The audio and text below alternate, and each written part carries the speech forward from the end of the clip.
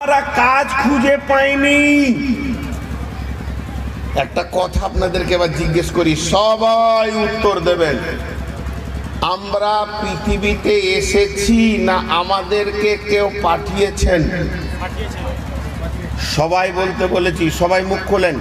আমরা পৃথিবীতে এসেছি না আমাকে কেউ পাঠিয়েছেন? তাহলে যে পাঠিয়েছে সে হিসাব নিবে, সে হিসাব নিবে, সে হিসাব নিবে, সে হিসাব নিবে, সে হিসাব নিবে, সে হিসাব নিবে। আমি এই মাদ্রাসার শিক্ষক, আমি নিজে গেছি পূর্ণিয়া কোনো কাজে, কাউকে হিসাব দিব না। কিন্তু সদর যেদিন আমাকে 500 টাকা দিয়ে পাঠাবে, 1000 টাকা দিয়ে মাদ্রাসার কাজে, ও হিসাব নিবে, ও হিসাব নিবে আমার কাছে। কথা ঠিক বলেছি না ভুল? আমি নিজে গেছি পূর্ণিয়া কাটিহার, কাউকে হিসাব দিব না। আমার বাবার টাকায় এসছি, বাবার টাকায় যাব, তোকে কি হিসাব দিব? কিন্তু মাদ্রাসা থেকে আমাকে গাড়ি দিয়েছে, এই গাড়িটা নিয়ে যান, মোটর সাইকেল দিয়েছে, 5000 টাকা দিয়েছে, লিস্ট বানিয়ে দিয়েছে, তাহলে ও হিসাব নেবে। বন্ধুরা আমার, এর জন্য আল্লাহ বলছেন আম খুলিকু মিন গায়রি শাইইন আম হুমুল খালিকুন। তুমি কি তোমার নিজের বানানেওয়ালা নিজে? তুমি নিজেকে নিজে যদি সৃষ্টি করেছো, তোমার কোনো ইবাদত নাই, নামাজ নাই, রোজা নাই, হজ নাই, যাকাত নাই, হিসাব নেবার কেউ নাই। আর যদি তুমি নিজেকে নিজে না বানিয়েছো, তোমার পেছনে যদি কোনো বানানেওয়ালা আছে, তাহলে তোমার নামাজ আছে, রোজা আছে, তোমার হিসাব আছে, তোমার জিন্দেগি তিলে তিলে হিসাব লাগবে। যদি তুমি নিজেকে নিজে বানিয়েছো, তাহলে আসার ব্যাপারেও স্বাধীন, যাওয়ার ব্যাপারেও স্বাধীন। তুমি কবে এসেছো আর দুনিয়া থেকে কবে যাবে, এটা তোমার নিজের হাতেই আছে।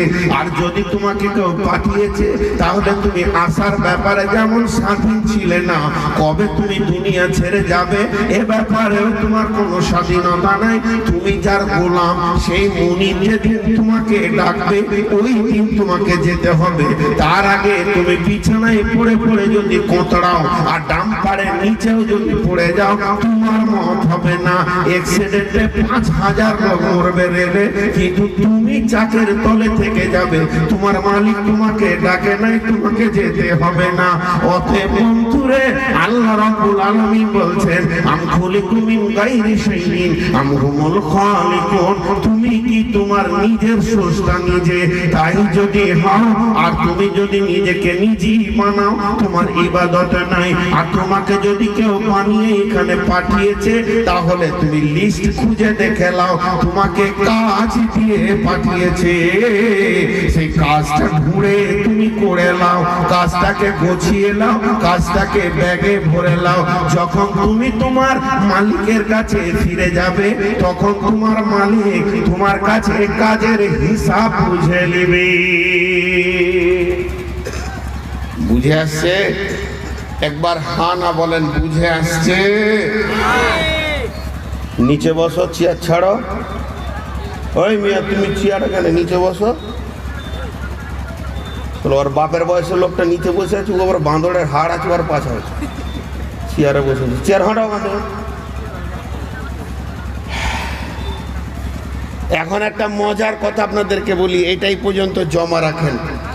যে বায়ানটি করলাম এটা মাথায় রাখেন। আর একটা অ্যাঙ্গেল নিয়ে আসি, এই অ্যাঙ্গেলটা ধৈর্য ধরে শোনেন। এইটা হলো কোরআন। গোটা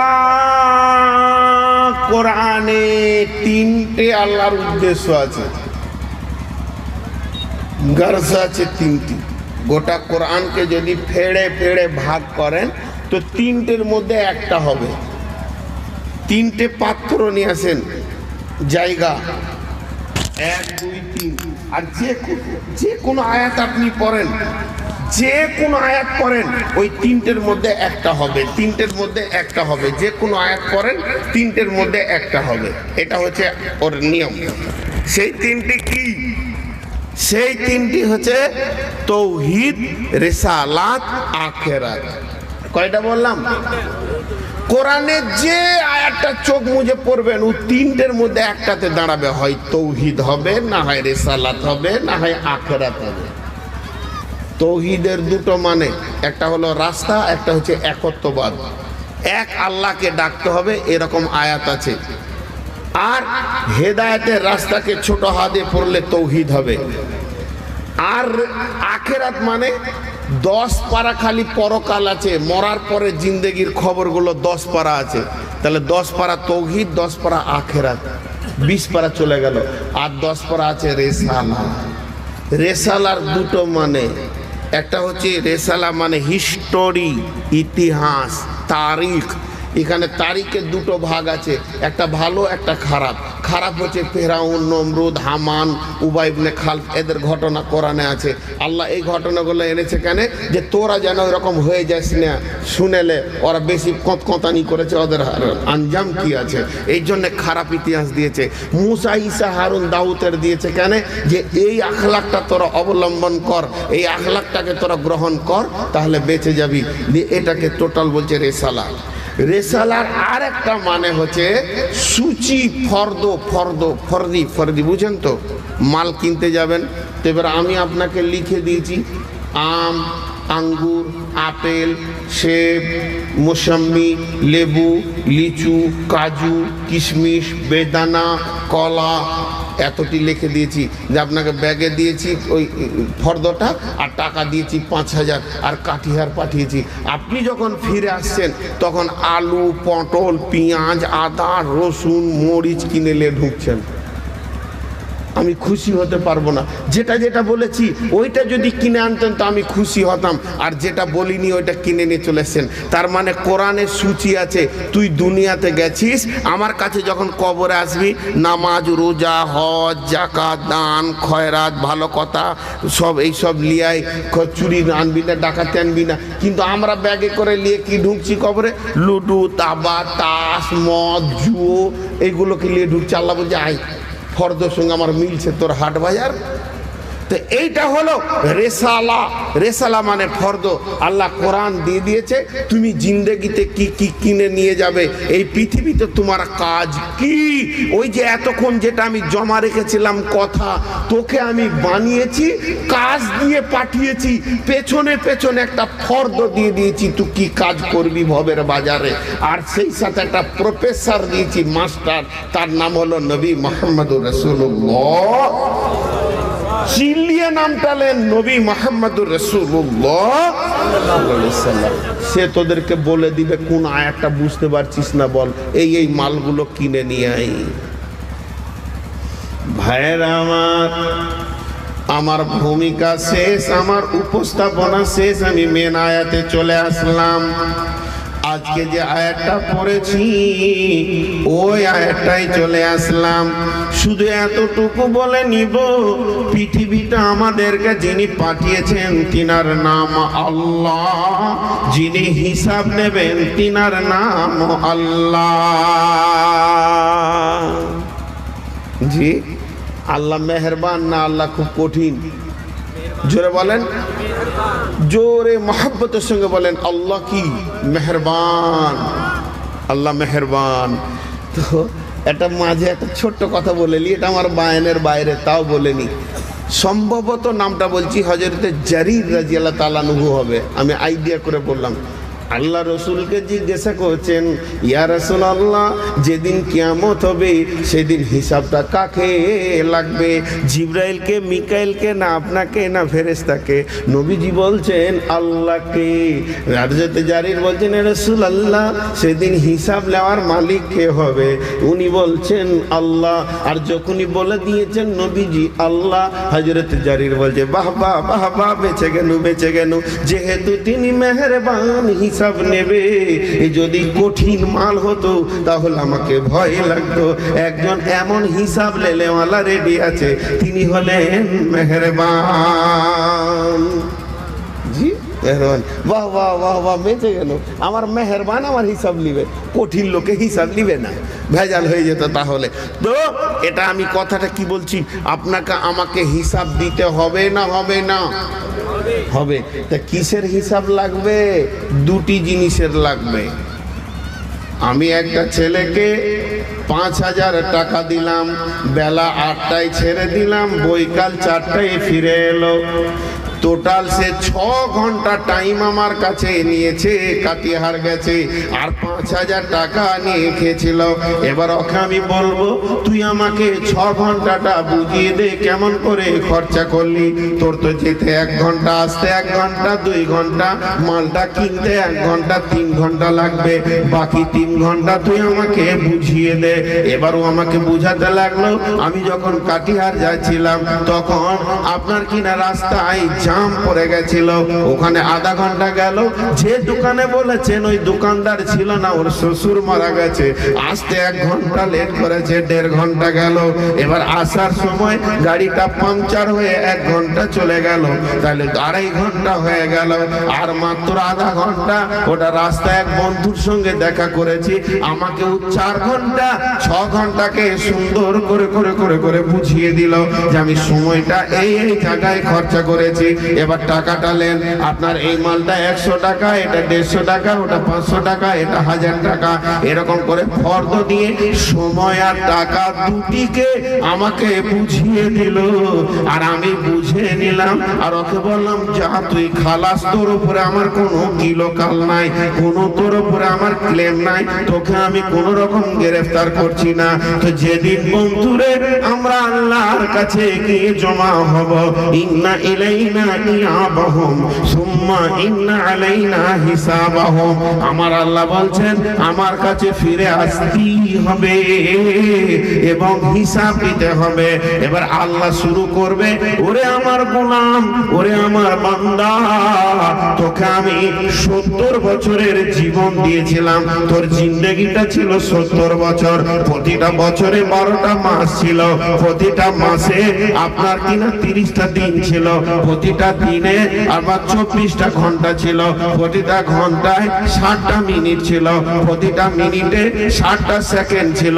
তুই 1 second, 1 second, 2 second, 3 second, 4 second, এই করতে করতে 50 second, 60 second, 1 minute, 2 minute, 3 minute, 4 minute, 50 minute, 60 minute, 1 ঘন্টা, 2 ঘন্টা, 23 ঘন্টা, 24 ঘন্টা, 1 দিন, 2 দিন, 3 দিন, 1 মাস, 2 মাস, 3 মাস, 1 বছর, 1 বছর, 2 বছর, 5 বছর, 10 বছর, 20 বছর, 21 বছর, 24 বছর, 50 বছর, 60 বছর, 70 বছর, তোকে সেকেন্ড দিয়ে আমাকে বুঝিয়ে দিতে হবে তুই এই সময়টাকে কোন কোন কোন কোন কাজে লাগিয়েছিলি, কোন কোন কাজে ব্যয় করেছিলি, এটা একটা হিসাব দিতে হবে। আর একটা হিসাব কি আমার আল্লাহ বলছেন, তোকে টোটাল জিন্দেগিতে আমি ইনকাম করার ক্ষমতা দিয়েছি 2 কোটি টাকা, প্রতি কোটি টাকায় 100টা লাখ ছিল, প্রতি লাখে 100টা হাজার ছিল, প্রতি হাজারে 10টা 100 টাকা ছিল, প্রতি 100 টাকায় 100টা 1 টাকা ছিল, প্রতি 1 টাকাতে 100টা নয়া ছিল, 1টা নয়া, 2টা নয়া, 3টা নয়া করতে করতে করতে করতে তোকে 2 কোটি টাকা আমাকে বুঝিয়ে দিতে হবে তুমি কোন পথে আয় করেছো, কোন পথে ব্যয় করেছো। এর নাম ইন্না ইলাইনা ইয়াবাহুম সুম্মা ইন্না আলাইনা হিসাবাহুম। মুমিনেরে তুমি স্বাধীন না, তোমাকে যে পাঠিয়েছে সে তোমার কাছে হিসাব নিবে রেডি হয়ে আছে, হিসাব দিতে হবে নাই, ফাঁকি মারা যাবে নাই, দিতেই হবে, ফাঁকি মারার বিকল্প কোনো রাস্তা নাই, রাস্তা নাই, রাস্তা নাই, রাস্তা নাই।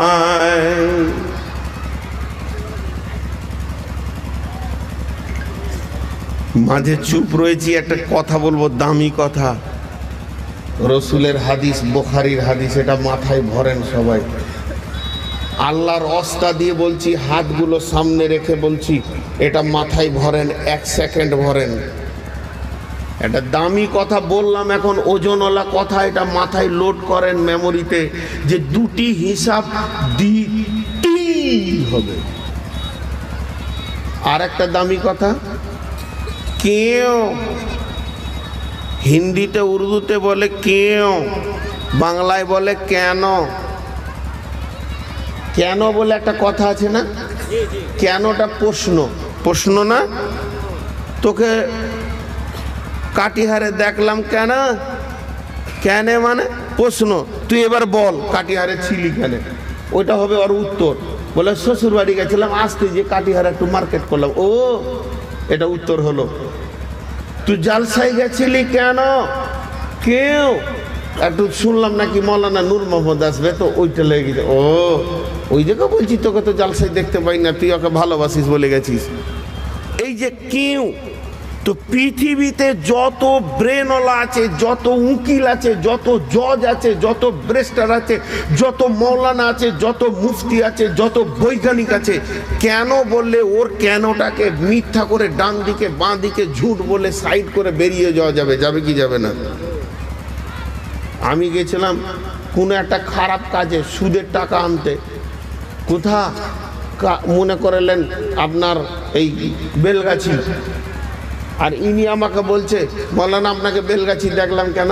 তখন আমি বলছি ও আসলে ওখানে একটা বন্ধু আছে, তো জালসা করতে করতে তোর সাথে দোস্তি হয়ে গেছে, তুই বললে আমার বাড়িতে থাকো, তো একবেলা থাকলাম।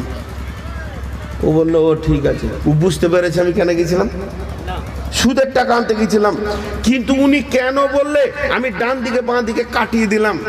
একটা ছেলে 3 দিন ক্লাসে আসেনি, হেড মৌলানা একটা লাঠি নিয়ে বলছে তোকে 3 দিন দেখিনি কেন? এই কেন বলেছে তুই 5 বার লেগে কি বলছে ডান দিকে বাঁ দিকে সাইড কাটছে, দিয়ে বলছে আব্বা বললে যাস না, তোর মায়ের খুব অসুখ, তো 2 দিন তুই বাড়িতে থাকো, ঝোটা কথা। তো হেড মৌলানা আর মানলে না। একটা সত্য ঘটনা আপনাদের সামনে শোনাই। কবি নজরুলের নাম শুনেছেন? বাংলাতে কবি নজরুল ইসলামের নাম শুনেছেন কি না? ও মিসকাত পর্যন্ত পড়েছে কুলসুনা মাদ্রাসায়। তো গান করতে ভালোবাসতো, গান গান গান বাংলা গান করতো, ভাটিয়ালি সুরে বড় বড় গান করতো, আর গান অনেক আছে। এখন মাদ্রাসায় পড়ছে, হেদায়তুনু পড়ছে, কাফিয়া পড়ছে, আর মাঠে বেড়াতে গিয়ে একটা আমের গাছে চেপে ও সুর করে গান ধরেছে। তো আর ক্লাসের সাথীরা বলছে চ মৌলানাকে বলবো তোর গানের কেমন চুর ফুটি আছে, আজ বুঝে নিবি চ। এবার মাদ্রাসায় এ সাথীদের মধ্যে একজন বলে দিয়েছে মৌলানা নজরুল গান করছিল। তো বলছেন নজরুল এদিকে আয়, একটা লাঠি ধরেছে, আয় খাবিস, আয় তোকে গান ছুটানো যায় কিনা দেখছি। একটা রোমের ভিতরে ভরে হুড়কাটা লাগিয়ে চোখে জান ভরে পিটবে হেড মৌলানা। এখন দেবো যে গান কেন করছিলি? বলছে জি গান করি নাই। তো কি বলছিলি? ত্রিভুবনের প্রিয় মোহাম্মদ এলো রে দুনিয়ায়, আয় রে সাগর আকাশে বাতাসে দেখবি যদি আয়। জানের ভয়ে কবিতাটা বানাইছে, আর বলছে উ তখনই বানাইছে দিয়ে আর হেড মৌলানা ছড়িটা রেখে দেবো যে ঠিকই বলেছিস, তো তুই বেঁচে গেল। বন্ধুরা আমার, এই কথাটা কেন বললাম? পৃথিবীতে যদি কেউ একবার কেন বলে, ওই কেনটাকে টপকে দেওয়ার অনেক বুদ্ধি আছে, কেনটাকে সাইড করে বের হয়ে যাওয়ার অনেক বুদ্ধি আছে। আমি যদি আপনাকে কেন বলি, আপনি বেরিয়ে যেতে পারবেন, সাইড করে টপে যেতে পারবেন। মৌলানা যদি কেন বলে, ওটাকে সাইড করে টপে যেতে পারবেন, বেরিয়ে যেতে পারবেন। পৃথিবীর পৃথিবীর পৃথিবীর যত প্রেম আছে বন্ধুরে, তাদের কেন বা কেউটাকে টপে বেরিয়ে যেতে পারবে, এটাতে কোনো অসুবিধা হবে না, হবে না। এই তুই লিখা ছেলেটা যা বাদ, শালা বাঁধা ছেলে পাই না, আরো ছেলের দরদ দেখাইছি শালা, এখন নিজের ছেলে হয়নি, লোকের ছেলের দরদ দেখাইছে। বস ওখানে, তোর মা আর বাপ লিবে না তোকে, যা আমাকেই বাপ বলবি, বস বস ওখানে। পুলিশ না এখান থেকে হট, তোর ওই ফুল ফোনানি দেখতে ভালো লাগছে না, ভালো কথা বলছে এখন শোন। তো খুব ভালো করে শোনেন, পৃথিবীর যত কেন আছে কি আছে এটাকে টপে দেওয়া যাবে, কিন্তু আল্লাহ যদি কেন বলে দেয় একবার, এটাকে টপতে কেউ পারবে না। আমার নবী বলছেন কিয়ামতের মাঠে যখন তুমি হিসাব দিবে, আর আল্লাহ যদি তোমাকে বলে দেয় কেন, এই কেন বলে দিবে, তো তুমি সঙ্গে সঙ্গে জেনে নাও তোমাকে জাহান্নাম ঢুকতে হবে, জাহান্নাম ঢুকতে হবে, জাহান্নাম ঢুকতে হবে, জাহান্নাম ঢুকতে হবে, তোমার আর কোনো উপায় নাই। ঠিক ভাইটাল কথা বলবো, তখনই একটা না একটা ফেতরা আসবে। আমার কথাটা আপনারা বুঝতে পারলেন কিনা? আমি তো বাংলায় বলছি, আপনারা উর্দু ভাষী মানুষ, একবার বলেন বুঝতে পেরেছেন? আল্লাহ যদি কেন বলে, ওইটা টপার মতো ব্রেন কারো আছে? এবারে হিসাব আসেন, আল্লাহ বলছে, হ্যাঁ রে, জিন্দেগিটা কি করে কাটিয়েছিলি বলতো? বলে, আমি সকালে উঠে চা খেলাম। বেশ, ঠিক আছে, ওটা দরকার আছে, খা। আল্লাহ এখনো কেন বলেনি? ফজর পড়েছি, যা শুয়ে গেছিলাম। তা আল্লাহ কেন বলছে না? চা খেলাম। তারপর কি করলি? তারপরে মাঠে গেছিলাম। তারপরে কি করলি? জোহরের নামাজ পড়লাম। তারপরে কি করলি? একটু শুয়েছি ভাত খেয়ে। তারপরে কি করলি? তারপরে আসর পড়েছি। তারপরে কি করলি? চা খেতে মন গেল, দোকানে যে চা খেলাম। যে চা খেয়ে কি করলি? দোকানে বসেছিলাম। কেন ছিলি তুই? বাস, আল্লাহ রসুল বলছে তোর চাকা ফেঁসে গেল। আল্লাহ যদি তোর জিন্দেগির হিসাব নিতে যে একবার কেন বলে দিয়েছে, আল্লাহর কসম, এটা বুখারীর হাদিস, তো ওই কেনটাকে টোপে তুই জান্নাতে যাবি এরকম মাজাল কারণ নাই। তোর জিন্দেগিতে যেন আল্লাহ কেন না বলে। ইনকামেও তাই, এটা হিসাব দে, এটা দে, এই টাকাটা খরচা করলি। মাদ্রাসায় দিয়েছি 20,000, মসজিদে দিয়েছি 50,000। আল্লাহ বলছে ঠিক আছে। রাস্তা বানাচ্ছিল, পাড়ার লোকে সব চাঁদা তুলে, তো ওখানে 20,000 দিয়ে দিলাম, ঠিক আছে। একটা গরিব মানুষ কাঁদছিল, 5,000 দিয়েছি, ঠিক আছে। একটা বিধবা এসেছিল, ওকে 2,000 দিয়েছি, ঠিক আছে। একটা এতিম মাদ্রাসা যে ছিল, 5,000 দিয়েছি, ঠিক আছে। এই বলতে বলতে ফট করে বলে দিলি পার্টির নেতারা চাঁদা চাইছিল, গান করবে, তো 2,000 দিয়েছি। আল্লাহ বললে কেন? বাস, তোর চাকা ফেঁসে গেল। আর ডাম্পার আগে আগাবে না। ওই কেনেতেই তুই জাহান্নাম যাবি। আল্লাহ তোকে ধরে নিয়েছে, এর মানে তোর বাবার 14 গোষ্ঠীর কারো ক্ষমতা নাই যে এই ধরা থেকে তোকে ছুটিয়ে দেয়। কথা আপনাকে বুঝাতে পারলাম? একবার হ্যাঁ বলেন, বুঝাতে পারলাম? সকলে জোরে বলেন, বুঝতে পেরেছেন? নারায়ে তাকবীর। তাহলে মুমিনের কাছে কটা মাল আছে? দুটো, একটা জান আর একটা মাল। কটা আছে? দুটো। আল্লাহ কটা দিয়েছেন? দুইটা, একটা জান আর একটা মাল। সবাই মুখ খুলেন, একটা জান আর একটা মাল। আমরা সবাই বসে আছি, জোরে বলেন আলহামদুলিল্লাহ। আল্লাহ আমাদেরকে হেদায়েতের মাহফিলে বসার তৌফিক দিয়েছেন, এর জন্য বলেন আলহামদুলিল্লাহ। আর ওই কটাকে বসতে তৌফিক দেয় নাই, বলেন ইন্নালিল্লাহ, বলেন ইন্নালিল্লাহ। ওরা যে কোন বংশ থেকে এসে যে দাঁড়িয়ে আছে হলুদ চাদর পরে, ওর যে বাপদাদা কোন বংশের, তখন থেকে দাঁড়িয়ে শুনছে। ওইদিকে কটা দাঁড়িয়ে আছে, ওই করে এরা থাকবে দাঁড়িয়ে। দেখেন কত চামড়া মোটা, ও বসবি। ও যদি বসে যায় তোর বংশের ইজ্জত চলে গেল, কারণ ওর বাপ দাদা জীবনে কোথাও গিয়ে বসেনি। ওই পরিচয়টা তো রাখতে হবে কোন বংশের। ভালো বাটা কোম্পানির জুতা লাগবে ওইটিকে বসাতে গেলে। আমার কপালে কোন দিন খারাপই আছে। এবার আল্লাহ কি বলছেন দেখেন, বিসমিল্লাহির রহমানির রহিম। আমার কতক্ষণ আর আমি তো আদায় ধরবো, ঠিক তাই না? 12টা পর্যন্ত পানি খেয়ে পানি।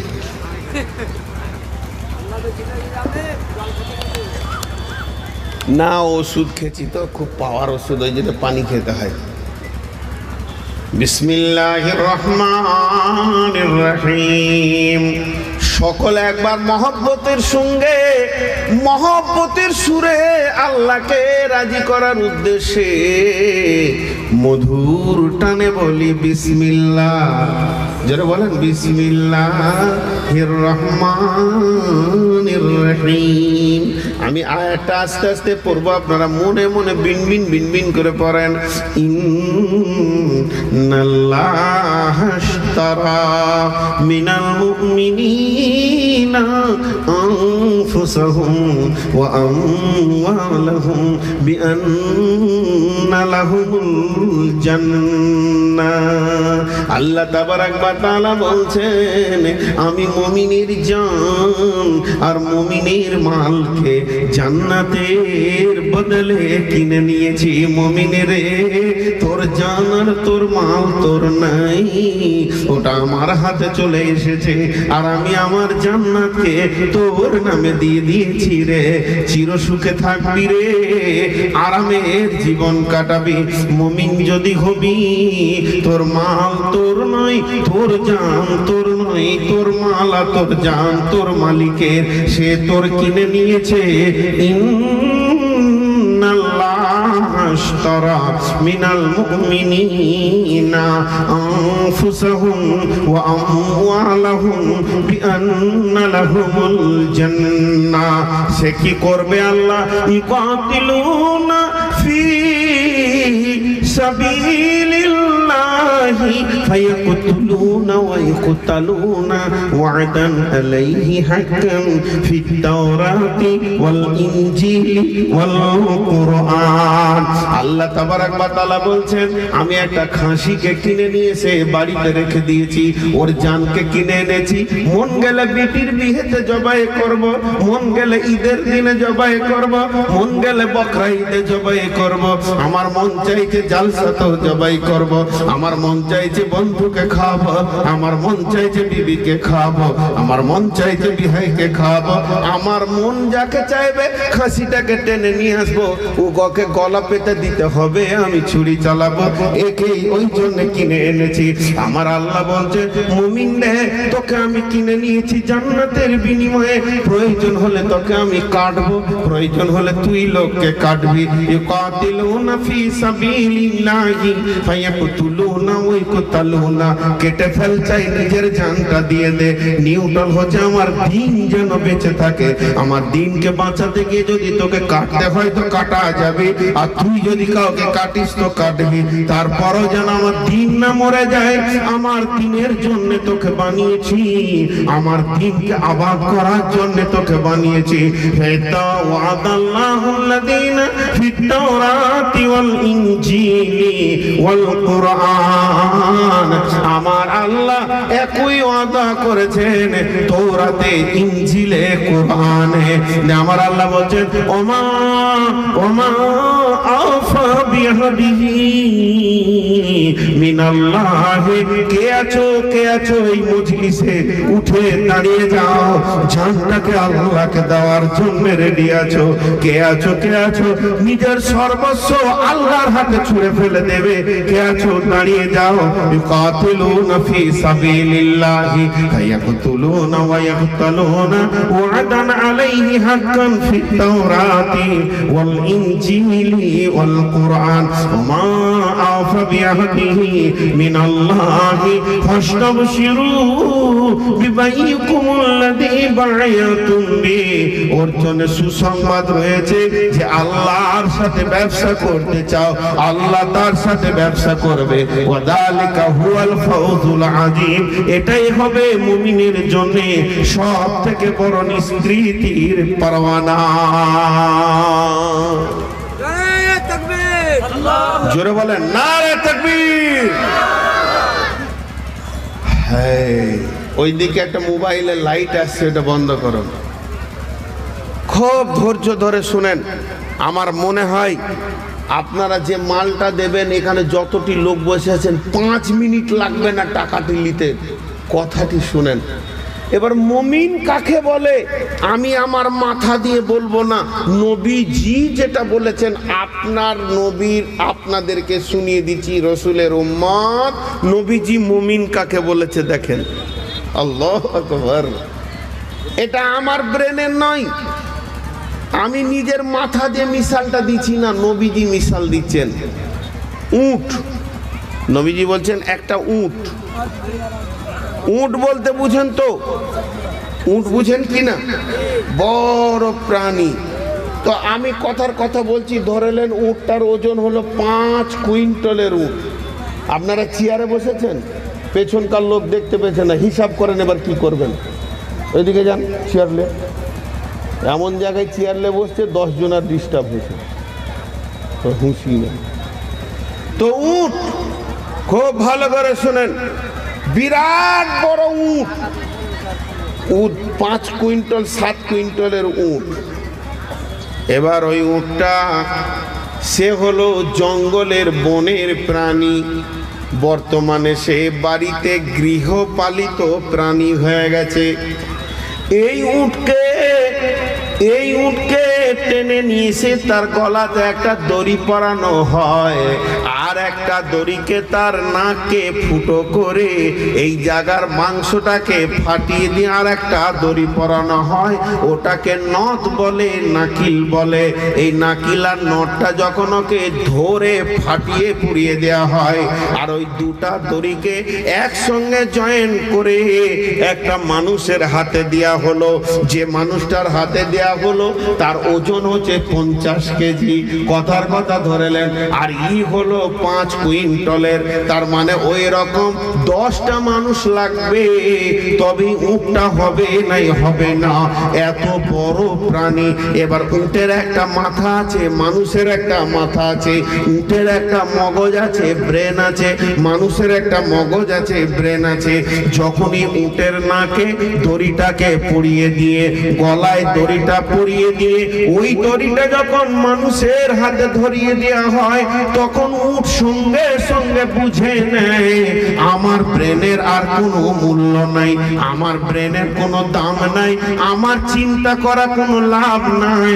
আমার এই নাকের দড়িটা যার হাতে আছে, ওর মাথা যা বলবে আমাকে তাই করতে হবে, ওর মাথার বাইরে আমার চলা যাবে না। আমার স্বাধীনতা, আমার গোটা বডি, আমার শক্তি, সাহস সব বিক্রি হয়ে গেছে ওই লোকটার হাতে। ও যদি ডান ধারে টানে আমাকে ডানে যেতে হবে, ও যদি বামে টানে আমাকে বামে যেতে হবে, ও যদি সামনে টানে আমাকে সামনে যেতে হবে, ও যদি পেছনে টানে আমাকে পেছনে যেতে হবে। এই উটটাকে আরবিতে মুসলিম বলা হয়। আর মুসলিম বা মানা মুমিন। একটা মুমিনের হালাত এরকম, মুমিন যখন কালেমার শাহাদাত দেবে, সকলে জোরে বলেন আশহাদু আল্লাহ, মহব্বতের সঙ্গে বলেন আশহাদু আল্লাহ ইলাহা, জোরে বলেন আশহাদু আল্লাহ ইলাহা ইল্লাল্লাহু ওয়া আশহাদু আন্না মুহাম্মাদান আবদুহু ওয়া রাসূলুহু। এই কালেমা যখনই কেউ পড়ে নেবে, এটাকে বিশ্বাস করবে, তখনই ওকে বুঝে নিতে হবে আমি উটের মতো হয়ে গেলাম। আমার জান আর আমার মাল আমার অধীনে নাই, আমার স্বাধীনে নাই, ওটা আল্লাহ এবং রসুলের হাতে চলে গেছে। আমাকে নবীজি যদি ডান দিকে টানেন, মা আতাকুমুর রাসূল ফাখুযুহু ওয়া মা নাহাকুম আনহু ফান্তাহু। আমার আল্লাহ যদি ডানে টানে ডানে যেতে হবে, বামে টানলে বামে যেতে হবে, সামনে টানলে সামনে যেতে হবে, পেছনে টানলে পেছনে যেতে হবে। আমার চোখ দেখবে কি দেখবে না, কোরআন বলবে। আমার কান শুনবে কি শুনবে না, কোরআন বলবে। আমার চুলটা কেমন হবে, কোরআন বলবে। আমার দাড়িটা কেমন হবে, কোরআন বলবে। আমার মোষটা কেমন হবে, কোরআন বলবে। আমি ডান হাতে খাবো না বাম হাতে খাবো, এটা আমাকে আমার কোরআন বলবে, আমার নবী বলবে। আমার নবী যেখানে দাঁড়াতে বলবে আমি দাঁড়াতে পাবো। ফালা তাকরাব ওয়ালা তাকরাবুল ফাওয়াহিশা মা জাহারা মিনহা ওয়া মা বাতান। আমার আল্লাহ যেখানে দাঁড়াতে মানা করেছে ওই জায়গায় আমি দাঁড়াতে পাবো না। অতএব আমার জিন্দেগির আর কোনো মূল্য নাই। আমি একজন উটের মতো পরাধীন। আমার জান আমার মাল আমার অধীনে নাই। আমার জান আর আমার মাল আমার আল্লাহ কিনে নিয়েছে।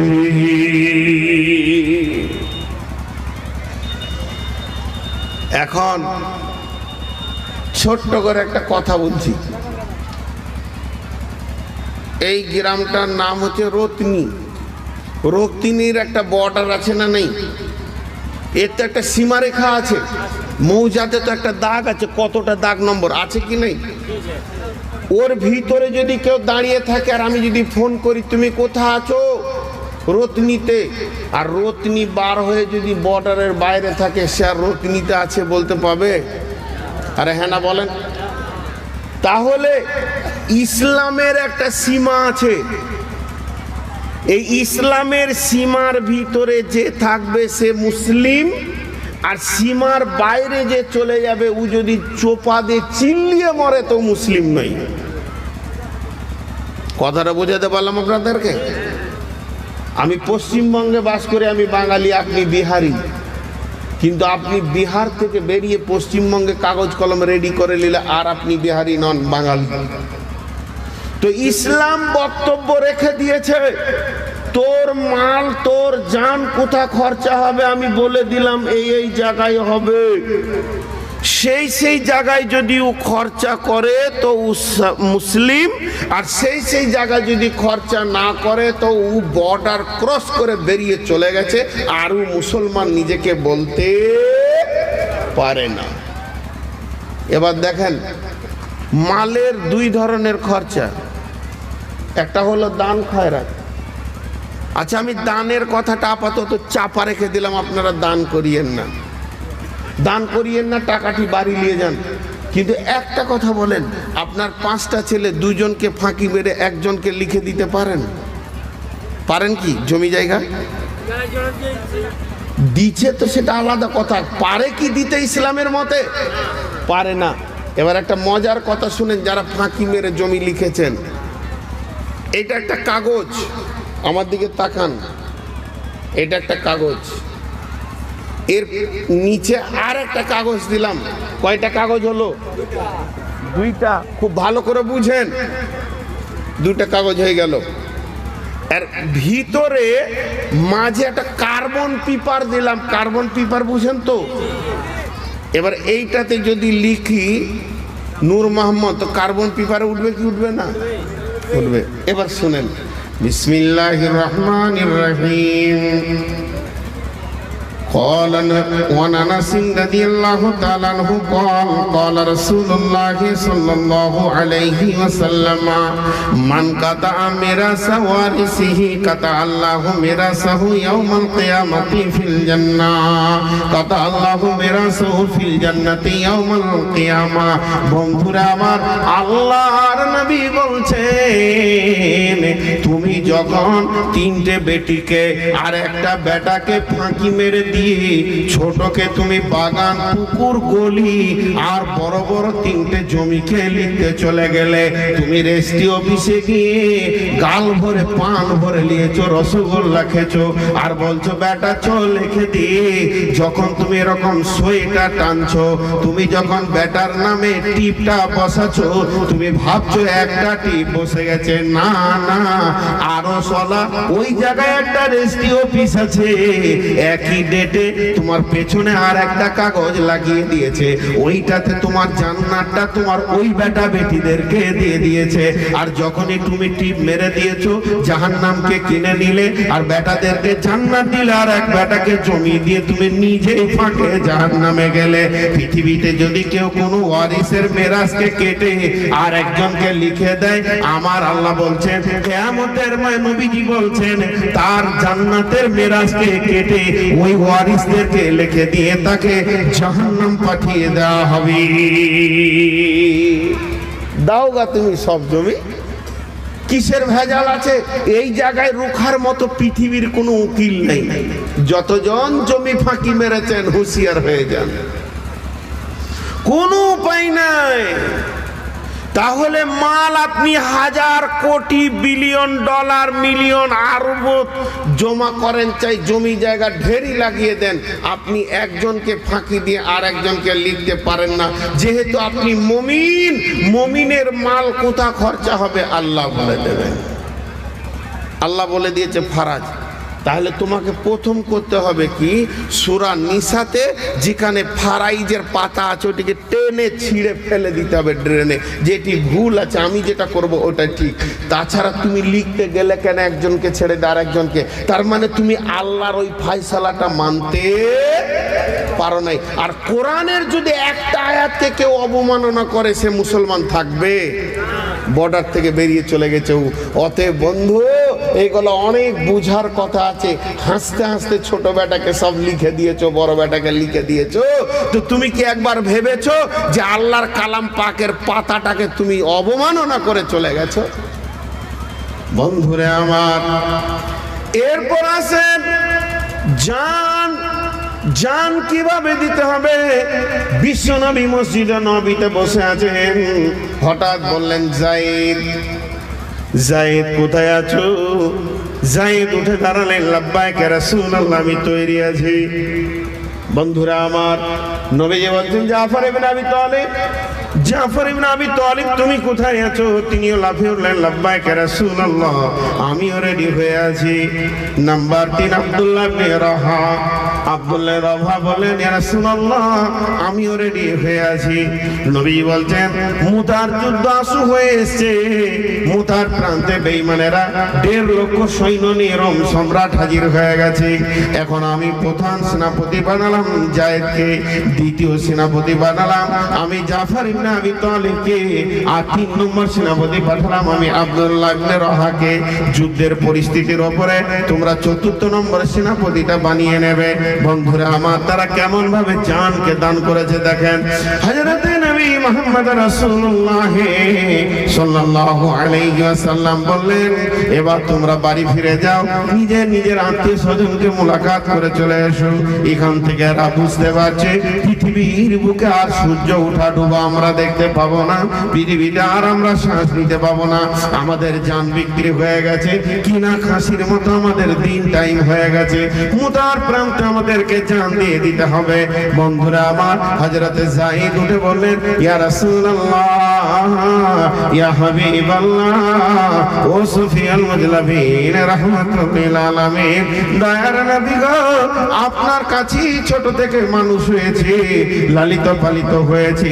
চলতে উঠতে ফিরতে যদি কোনো রকম কোনো ত্রুটি করে থাকি তো আপনি আমাকে মাফ করে দেবেন। আল্লাহর নবী কাছে মানুষ হয়েছিলেন হযরতে যায়েদ। এই যায়েদের একটা লম্বা ঘটনা আছে বন্ধুরা। যায়েদ তার মা আর খালা দুইজনের সঙ্গে নানার বাড়ি বেড়াতে যাচ্ছিলেন। মনে করেন রত্নীতে যায়েদের বাড়ি এবং আর এক পাড়াতে তার খালার বাড়ি। এরা দুই বহিনে বলছে চলো বেড়াতে যাব, মায়ের বাড়ি যাব বেড়াতে, বাস্তল মায়ের বাড়ি। এবার এরা বেড়াতে যেতে শুরু করেছে। তো মা আর খালা, এদের মাঝে ছোট্ট ছেলে যায়েদ হাঁটছে মরুভূমির প্রান্তে। একবার মায়ের হাত ধরছে, একবার খালার হাত ধরছে, একবার মায়ের কাপড় ধরছে, একবার খালার কাপড় ধরছে। এই ছোট বাচ্চাটি মরুভূমির প্রান্তে যখন যেছে নানার বাড়ি বেড়াবে, কত আনন্দ, কত খুশি, কত উদ্গ্রীব। এই যেতে যেতে যেতে যেতে মধ্য রাস্তাতে লুটেরার দল, বেঈমানের দল, চুরির দল, ছিনতাইয়ের দল, ডাকাতের দল যায়েদকে মার খালার কাছ থেকে ছিনতাই করে নিল। সেই যুগে গোলাম বিক্রি হতো, সন্তান বিক্রি হতো, তাই যায়েদকে বিক্রি করে দিয়ে তারা টাকা করবে। দুইটা মহিলার গায়ে দুর্বল ক্ষমতা, তাই যায়েদকে কেড়ে নিয়ে ডাকাতের দলেরা লুট করে নিয়ে পালিয়ে গেল। মা আর খালা কাঁদতে কাঁদতে আধ পাগলি হয়ে গেল। কাঁদতে কাঁদতে তারা বাড়ি গেল। চোখের সামনে কচি বাচ্চাটা চলে গেল। কোথায় গেল? সোনামানি খেতে পেয়েছে না পড়তে পেয়েছে না কি করছে, তাদের কাছে আর কোনো খবর নাই। যায়েদের আব্বা কাঁদতে কাঁদতে যে কথাগুলি বলেছিলেন, ইমাম বুখারী আলাইহি রাহমা ওই কথাগুলি হাদিসের মধ্যে বর্ণনা করেছেন। যায়েদের আব্বা বলেছিলেন, ওরে জমিন, তুমি কি বলতে পারো আমার যায়েদ বেঁচে আছে না ধ্বংস হয়ে গেছে? ও হাওয়া, তুমি আমাকে খবর দাও আমার যায়েদ কোথায় আছে? আমার মন বলছে আমি পাগলা উটের উপরে চড়ে নিয়ে বেটা যায়েদ রে তোমার সন্ধানে বেরিয়ে যায়। এই করতে করতে করতে করতে যায়েদের আব্বা আদ পাগলার মতো দুনিয়া করছে। ওদিকে যায়েদ কি হয়েছে? যায়েদ গেছে যেই ডাকাতের দলেরা মক্কার হাটে যায়েদকে বিক্রি করছে, এমনি করে হাতে ধরে আছে, গোলামের মতো ধরে আছে কচি বাচ্চাকে। সোনা মানিকের সুন্দর চাঁদের মতো ফুটফুটে চেহারা। একটা যুবক তাকিয়ে তাকিয়ে দেখছে, এত সুন্দর ছেলে, চেহারার দিকে তাকালে নজর ফেরাতে মন যায় না। আহারে কোন মায়ের সন্তান রে। এবার ওই ছেলেটা গিয়ে বলল, এই সন্তানটার দাম কত নেবে বলো, এর কত মূল্য লাগবে? একটা দাম শুরু হলো ওই লুটেরা দলের সঙ্গে, পাইকারের দলের সঙ্গে। ওই যুবকটি ছেলেটাকে কিনে নিল। যুবকটিকে যুবকটিকে যুবকটিকে রসুলের বিবি আম্মাজান খাদিজার ভাতিজা, আম্মাজান খাদিজার ভাইয়ের বেটা। ও কিনছে কেন? কিনা সময় নিয়ত করছে, আমি এই সন্তানটাকে নিয়ে গিয়ে দান করব। আমি সন্তানটা দিব কাকে? আমি সন্তানটাকে দিব আমার ফুপুকে। যেহেতু আমার ফুপুর একটা সন্তান মারা, একটা স্বামী তালাক দিয়েছে, আর একটা স্বামী তার মারা গেছে, আমার ফুফু বিধবা হয়ে কষ্ট করে জীবন চালাচ্ছে, এই সন্তানটা নিয়ে গিয়ে যদি ফুফুকে আমি দিই, তাহলে আমার ফুফু একে নিয়ে কোন রকম সান্ত্বনা করে জীবনটা চালিয়ে নেবে, কাটিয়ে নেবে। ওই জায়েদকে হাটে থেকে কিনে নিয়ে এসে বললেন, ফুফু তোমার জন্য একটা উপহার এনেছি, একটা গিফট এনেছি, একটা হাদিয়া এনেছি। ওই কচি বাচ্চাটাকে নিয়ে এসে জায়েদের হাতটা ধরে ফুফুকে দিয়ে দিলেন। এবার ওই জায়েদ চলে গেল খাদিজার কাছে।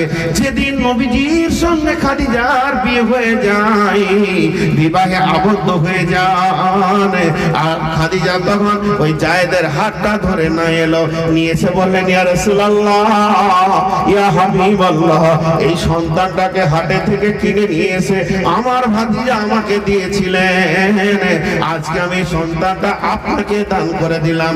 কখনো জুতো সিধা করতে হবে, কখনো উজুর পানি আনতে হবে, লুটা আনতে হবে, মেসওয়াক আনতে হবে, যখন যেমন কাজের প্রয়োজন হবে এই ছেলেটাকে আপনি কাজে লাগাবেন, আপনাকে আমি খাদিম হিসেবে দান করে দিলাম। এরপরে ফুফু দিয়ে দিলেন। এই ফুফুকে দেওয়ার পর এবার আম্মা জান খাদিজা নবীজিকে ছেলেটাকে দিয়ে দিলেন। এবার ওই যায় চলে গেল রসুলের কাছে। রসুলের ডানে থাকে, বামে থাকে, সামনে থাকে, পেছনে থাকে, ঘুর ঘুর ঘুর ঘুর ঘুর ঘুর। যখন সাহাবীদের সঙ্গে নবীজি কথা বন্ধ করেছিলেন, একমাত্র জায়েদের সঙ্গে কথা বলতেন। বিবিদের সঙ্গে যখন কথা বন্ধ করে দিয়েছিলেন, একমাত্র জায়েদের সঙ্গে কথা বলতেন। এটা আনো, ওইটা রাখো, ওইটা আনো, এটা রাখো। যার নাম হচ্ছে জায়েদ। এবার জায়েদের আব্বা, জায়েদের চাচা কেঁদে কেঁদে পাগল। এমন সময় দুইটি লোক তাদের গ্রামে হজ করতে এসে দেখে ফেলেছে জায়েদ নবীজির কাছে রয়েছে। তাই তারা দুজনে বলছে, ওই ছেলেটাকে দেখে চিনা চিনা লাগছে, অমুকের বেটা, যেটা হারিয়ে গেছে সে তো কাঁদতে কাঁদতে পাগল হয়ে গেছে। চ চ চ চ জায়েদের বাপকে বলে দিব, তোমাকে আর কাঁদতে হবে না, তোমার বেটা মদিনাতে নবী মুহাম্মদ সাল্লাল্লাহু আলাইহি সাল্লামের কাছে আছে, মক্কাতে আছে, তুমি চলে যাও। এবারে এরা হজ করে বাড়িতে গিয়ে বলছে, ও জায়েদের আব্বা, ও জায়েদের আব্বা, আর তোমাকে কাঁদতে হবে না, তুমি জায়েদের খবর নিয়ে নাও, তোমার জায়েদ দয়ার নবী, নবী মুহাম্মদ রাসূলুল্লাহ সাল্লাল্লাহু আলাইহি সাল্লামের কাছে আছে, তুমি যাও, দেখতে পাবে। এবার জায়েদের আব্বা আর জায়েদের চাচা কিছু মাল নিয়ে তারা হাঁটতে হাঁটতে নবীজির কাছে এসে পৌঁছালেন। নবীজিকে এসে বলছেন, ও দয়ার নবী গো, এই চাওয়ালা, এই চাওয়ালা, এই চাওয়ালা, অনেকক্ষণ থেকে ও ঝগড়া করছে ওখানে দাঁড়িয়ে দাঁড়িয়ে, পুরো বাইনটাকেও নষ্ট করছে, ওখানে খুব বেয়াদবি করছে। ওকে একজন চলে যেতে বলছে, তার সঙ্গে ও ঝগড়া করছে। এত বড় বেয়াদব, ওর মাথাতে বায়ান গলা কিচ্ছুই ঢুকছে না। আর আপনারা এদেরকে সুযোগ দেন কেন, চাওয়ালাদেরকে? তারপরে ওর চাচা আর ওর আব্বা কিছু মালকে এইভাবে নিয়ে এসে দাঁড়িয়ে আছে রসুলের কাছে। দাঁড়িয়ে এবার নবীজিকে কি বলছে দেখেন, আপনি গরিবের দুঃখ বুঝেন, এতিমের কষ্ট বুঝেন, বিধবার কষ্ট বুঝেন, অভাবীদের কষ্ট বুঝেন, আপনি ভালো মানুষ, মানে ছেলেটা চাইবে তার জন্য ভূমিকা করছে। নবীজি বললেন, বেশি ভূমিকা দিতে হবে না, বেশি বেড়া কথা বলতে হবে না, সিধা সিধা কথা বলো। জায়েদের আব্বা চোখের পানি ফেলে কাঁদছে আর বলছে, ওই সন্তানটি আমার সন্তান, ওর নাম জায়েদ, আমি ওর আব্বা, আর এটা আমার ভাই, ওর চাচা। এই ইয়া রাসূলুল্লাহ, কিছু মাল এনেছি, মালটাকে জমা নিয়ে আমাদের সন্তানকে আমাদের কোলে ফিরিয়ে দেন, আমরা খুশি হয়ে যাব। নবীজি বললেন, জায়েদ একবার তাকাও, এই দুইজনকে চিনতে পারছো কি? তার মানে নবীজি বলতে চাইছে, তুমি তো ধোঁকায় পড়ে একবার চুরি হয়ে বিক্রি হয়েছো, এরা অন্য কেউ কি, তুমি ভালো করে চিনে নাও। জায়েদ একবার আব্বাকে দেখলেন, আর একবার চাচাকে দেখলেন। নবীজিকে বলছেন, ইয়া রাসূলুল্লাহ, ইয়া রাসূলুল্লাহ, দয়ার নবী গো, আমি চিনতে পারছি, এটা আমার আব্বা আর এটা আমার চাচা। নবীজি বলছেন, জায়েদ তুমি আর একবার ভালো করে দেখো, তোমার মন চোখ তোমাকে ধোকা দেয়নি তো? বলে না ইয়া রাসূলুল্লাহ, এটা আমার আব্বা, এটা আমার চাচা। নবী বলতেন যায়েদ রে, তোমাকে যদি আমি বলি চলে যাও তো তোমাকে যেতেই হবে, যেহেতু নবীর কথা না মানলে ঈমান থাকবে না। আর যদি বলি তুমি থেকে যাও তো থাকতেই হবে, তুমি যেতে পাবে না, না হলে তোমার ঈমান থাকবে না। অতএব আজকের দিনে ফয়সালা আমি দিব না যায়েদ রে, আজকের ফয়সালা আমি তোমার হাতেই ছেড়ে দিলাম। তোমার যদি মন চায় তো আমার কাছে থাকবে, আর তোমার যদি মন চায় তুমি বাপ চাচার সঙ্গে চলে যাবে। নবীজি যখন বললেন যায়েদ তুমি ফয়সালা নিতে পারো, তুমি কি করবে? যায়েদ একবার আব্বাকে মাথা থেকে পা পর্যন্ত জান ভরে দেখে নিলেন, আর একবার চাচাকে দেখলেন।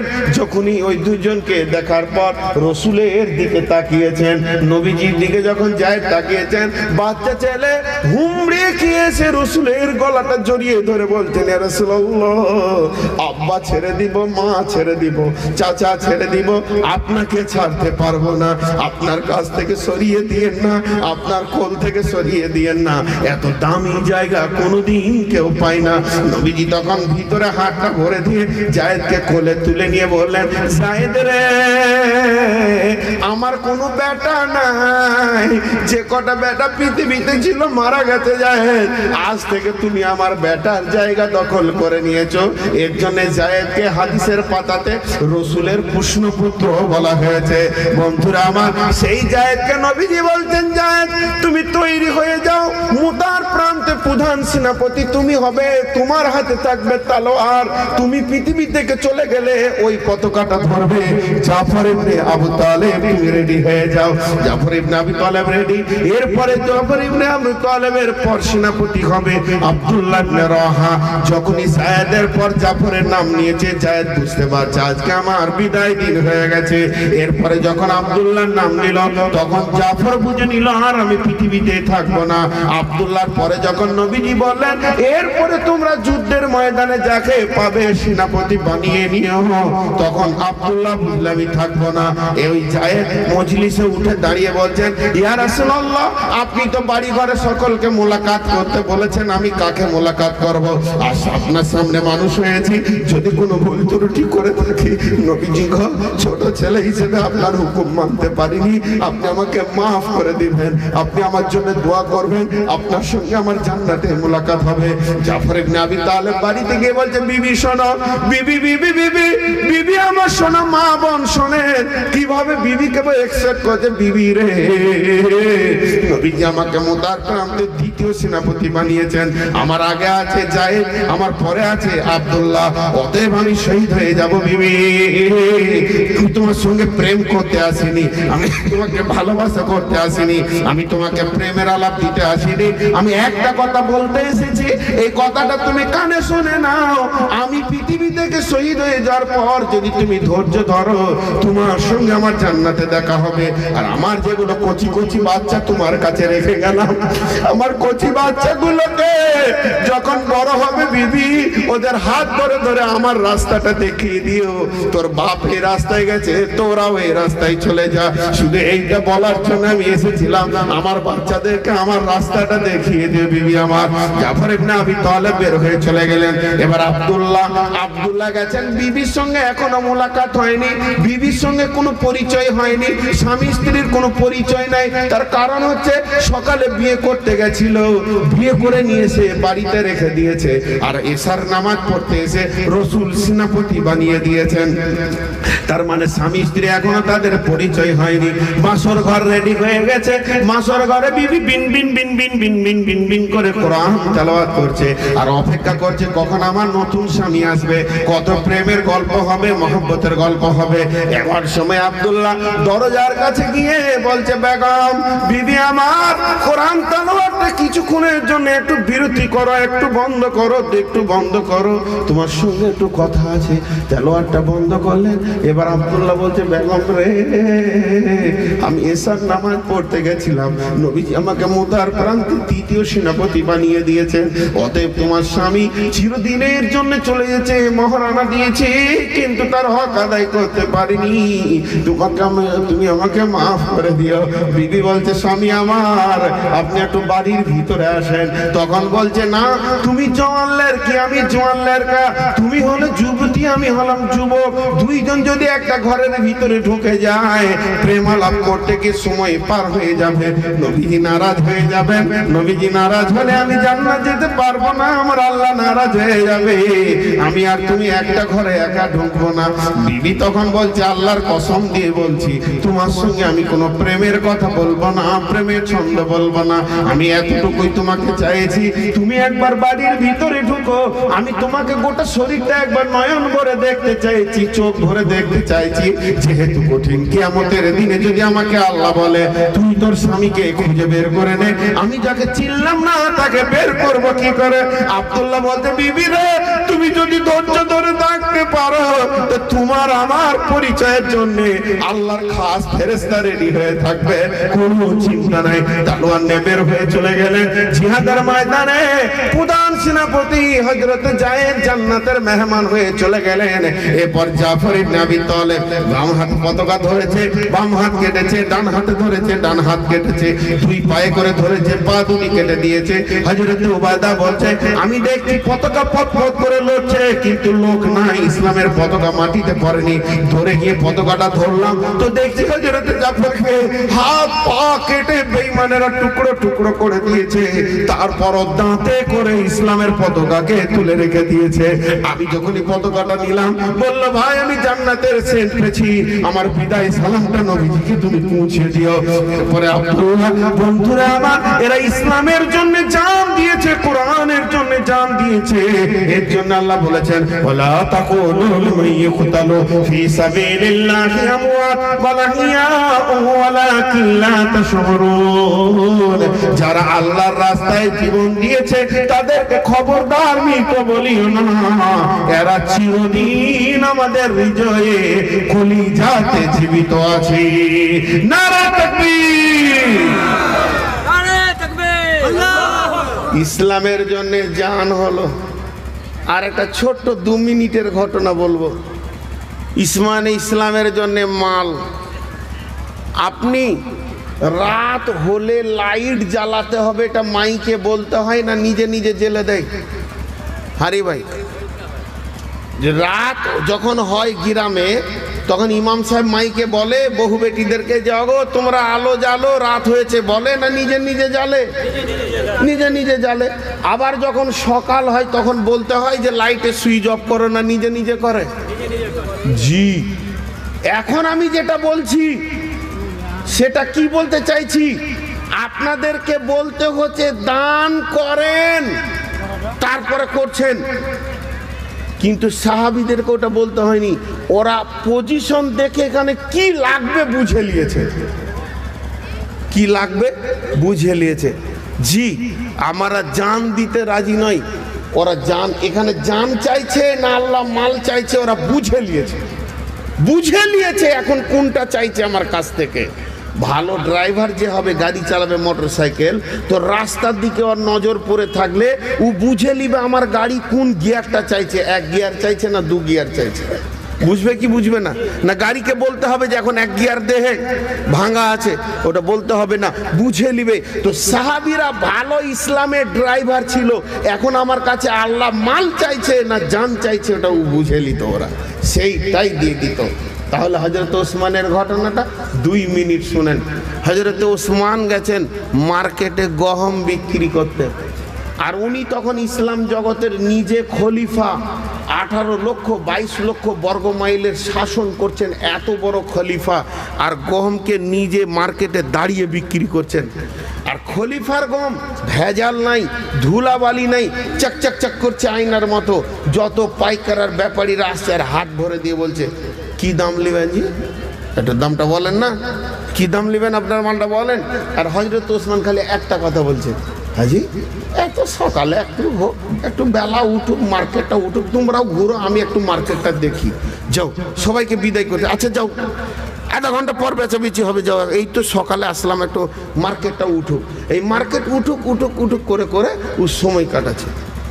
হাটে দেখবেন এরকম, এটা মাছ পটি, এটা গহম পটি, এটা সবজি পটি, ওটা কাপড় পটি, ওটাতে জুতো ঝাঁটা পটি, এরকম থাকে কি না? তো যে পটিতে ওসমান দাঁড়িয়ে আছে ওটা সব গহম পাটিরা আছে, যারা বেচতে আসছে তারা দাঁড়িয়ে আছে। এরকম গুলখি রাস্তা, হজরত ওসমান দাঁড়িয়ে ঢেরি মাল, এখানে বস্তা প্যাকেট লাটা আছে, আর একটা প্যাকেটকে খুলে দিয়েছে। হাটে তিন ধরনের লোক আছে, এক ধরনের আছে বেচতে, আর এক ধরনের আছে কিনতে, আর এক ধরনের আছে চাহিদা। আছে না? আজকে জালসা তো এসছে, দেন চাহিদা চাহিদা। তো ওই রকম চাহা পাটি কিছু আছে। হজরত ওসমান যে লাইনে দাঁড়িয়ে আছেন, হজরত ওসমান যে লাইনে দাঁড়িয়ে আছেন, ভালো করে শুনবেন, ট্রেস দিয়ে বলছি। হজরত ওসমান যে লাইনে দাঁড়িয়ে আছেন ওই লাইনে শেষ প্রান্তটা হলো ফাঁকা, বিরাট দূর মরুভূমি, সমস্ত মরুভূমির রীতিগুলো যেন দেখা যাচ্ছে। আর উনি খেয়াল করে দেখছেন অনেক দূরে একটা দল আসছে হাটের দিকে। ওই দলটা কেমন, ওই লোকগুলি কেমন, ওদের মধ্যে বৃদ্ধ আছে, জওয়ান আছে, শিশু আছে, ছোট আছে, নারী আছে, পুরুষ আছে, বিভিন্ন মিলিয়ে দলটা আসছে। ওদের শরীরে বেশি কাপড় নাই, কোনো রকম ইজ্জতটা ঢাকা আছে, কোনো রকম মেয়েদের বুকটা ঢাকা আছে, তাদের মাথায় তেল নাই, তারা কখন তেল মেখেছে নিজেই জানে না, চামড়াগুলো শুকিয়ে গেছে, তাদের পেটটা ক্ষুধার কারণে, ভোকের কারণে পিঠের হাড়ের সঙ্গে লেগে গেছে, চোখগুলো ঢুকে গেছে, গালগুলি ঢুকে গেছে, তারা উস্কো খুস্কো হয়ে আছে। আর ওই লাইনেই ঢুকছে তারা অভাবী, না খেয়ে খেয়ে খেয়ে হাড়গুলো সব গোনা যাচ্ছে, পায়ের মাংস নাই, খালি হাড়ের ওপরে চামড়া লেগে আছে। ওই লোকগুলি যখন ওসমানের সামনে দিয়ে পেরিয়েছে, হযরত ওসমান বললেন, দাঁড়িয়ে যা, তোমার গামছাটা পাতো, এই লাও তুমি একসা দুসা তিনসা লাও। তোমরা কজন? বলে 5 জন। লাও তোমরা 5 লাও। চলো তুমি, চলো তুমি এসো, লাও তুমি এসো, চলো তুমি এসো। এক এক করে দিতে শুরু করলেন, দিতে দিতে দিতে দিতে দিতে দিতে দিতে 1 প্যাকেট, 2 প্যাকেট, 3 প্যাকেট শেষ, প্যাকেট সব শেষ হয়ে গেল।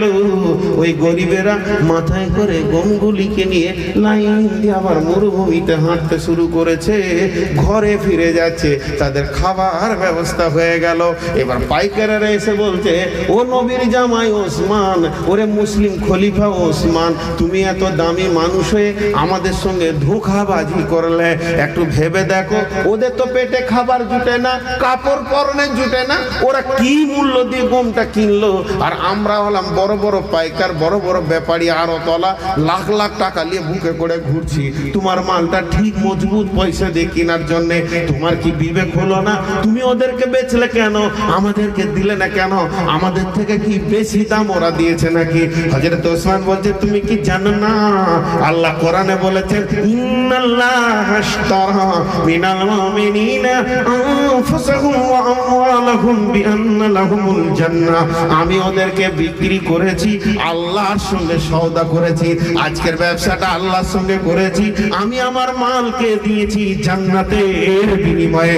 ওরে হাটের ব্যাপারে সারা পৃথিবীর পাইকারওয়ালা এক জায়গা হয়ে গেলে জান্নাতের একটা ইট কিনে দিতে পারবে না, পারবে না, পারবে না। তাহলে সাহাবীরা বুঝে নিতেন আল্লাহ এখন মাল চাইছে না জান চাইছে। ইসলামের প্রথম যুদ্ধ বদর, বদরে আল্লাহ আমাকে 2-3 বার নিয়ে গেছে। তো ওখানে বিরাট মার্বেল পাথর দিয়ে, এখন ছবিটা আমার কাছে আছে নাকি মোবাইল আল্লাহ জানে, ও 13 জন শহীদ সাহাবীর নাম ওখানে লিস্ট দেওয়া আছে তাদের কবরের পাশে। আমি বেশি কথা বলছি না। মুতার প্রান্তে 4 জন শহীদ হলো, আরো হয়েছে খাস 4 জনের নাম, আর বদরের প্রান্তে হয়েছে 13 জন। কে আছেন আজকের এই প্রথম কালেকশনে? 13টা যুবক উঠে দাঁড়িয়ে বলেন 5,000 আর 10,000 দুইটা আল্লাহর রাস্তায় দিব। কেমন মাল দেনেওয়ালা আর জান দেনেওয়ালা আছেন? শুধু ইসলামে আল্লাহ তাবারক ওয়া তাআলা বলছে, তোর জান আর মালকে আমি